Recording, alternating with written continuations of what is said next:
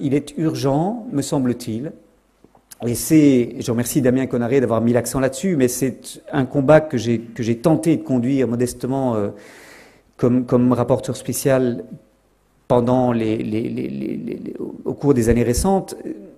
La première piste, c'est qu'il faut d'urgence transformer nos manières de produire pour favoriser l'agroécologie. Alors, l'agroécologie, c'est quoi? Je voudrais être très précis sur la définition que je lui donne pour éviter que se perpétuent certains fantasmes à son égard. L'agroécologie, c'est une nouvelle manière de considérer le travail de l'agriculteur ou de l'agricultrice qui consiste pour lui ou elle à observer la nature, comprendre comment elle fonctionne, pour reconstituer à l'échelle de l'exploitation agricole les complémentarités naturelles qui existent entre les différentes composantes de la nature. Observer, comprendre, reconnaître la complexité des cycles naturels pour les reproduire sur l'exploitation dans le respect des équilibres entre plantes, arbres, animaux, dans une complémentarité agro-silvopastorale que l'agriculture moderne a en fait niée. L'agriculture moderne a fait quoi? Elle a simplifié le travail de l'agriculteur en lui disant de ne produire qu'une seule chose sur une surface, en lui donnant des flacons accompagnés de modes d'emploi qu'il suffisait de suivre, et on a réduit l'intérêt du travail de l'agriculteur au point de le rendre simple exécutant d'instructions qui lui sont adressées.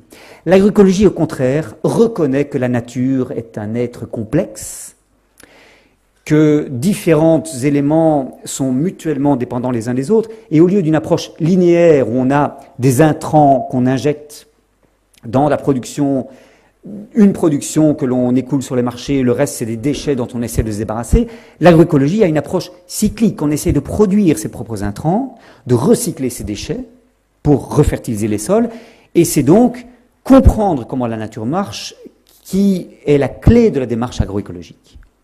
Ce n'est donc pas l'agriculture bio, dont je suis par ailleurs partisan et consommateur, mais qui suppose un cahier des charges bien spécifique, qui est labellisé, et l'agroécologie n'est pas ça. L'agroécologie, c'est une technique agronomique qui d'ailleurs peut se combiner avec l'usage raisonnable d'intrants, même si l'objectif, vous l'avez compris, de l'agroécologie, c'est de se passer autant que faire se peut d'intrants, en essayant de récupérer les déchets agricoles pour fertiliser les sols par d'autres moyens, ou de planter des légumineuses ou des arbres fertilisants pour économiser en usage d'engrais chimiques.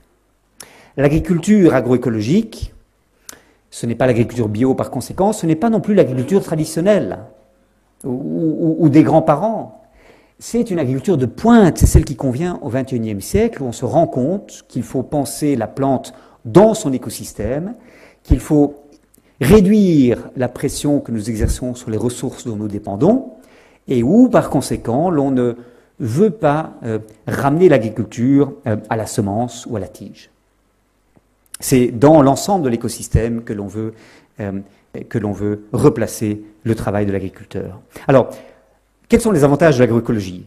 D'abord, ça réduit l'usage d'intrants externes et donc la dépendance sur les énergies fossiles. Cela rend l'agriculture moins coûteuse et donc plus abordable, notamment pour les petits agriculteurs qui ont un faible accès au crédit, qui ne peuvent pas mettre en gage leurs terres ou qui ne sont pas servis par des banques dans les zones rurales. C'est une manière d'augmenter la productivité tout en respectant la santé des sols et les écosystèmes. C'est une manière d'encourager l'agrobiodiversité au lieu que celle-ci se trouve réduite par les méthodes de production agro-industrielle.